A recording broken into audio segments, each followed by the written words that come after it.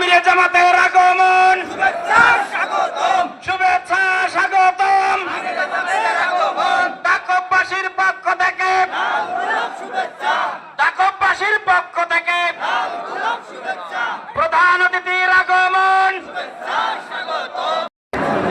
প্রিয় ভাইরা আমার, যে কথা আমি বলতেছিলাম, বাংলাদেশ জামাত ইসলামীর উদ্দেশ্য এবং লক্ষ্য হলো তা'মুরুনা বিল মারুফ ওয়া নাহিয়া আনিল মুনকার।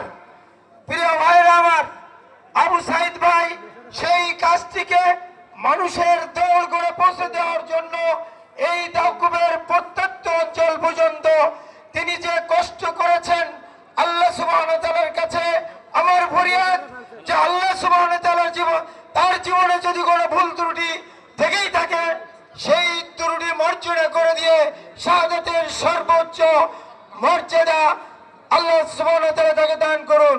প্রিয় ভাইরা, আরেকটি কথা বলতে চাই, আজকে আমরা সাইদ ভাইয়ের স্মরণে যদি আমরা এখানে এসে থাকি, তাহলেই আমাদের প্রতিজ্ঞা করতে হবে, আমাদের প্রত্যেককেই এই প্রতিজ্ঞাবদ্ধ হতে হবে, সাইদ ভাই যে অসমাপ্ত কাজগুলো রেখে গেছেন, অর্থাৎ বাংলার জমিনে এখনো পর্যন্ত আল কোরআনের পতাকা উত্তোলিত হয়নি, ওই সংসদে কোরআন এখনো যায়নি।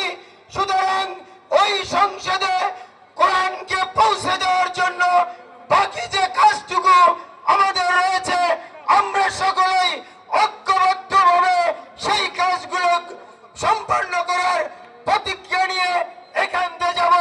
এই কথা বলে সকলকে ধন্যবাদ জানিয়ে আমার কথা এখানেই শেষ করছি।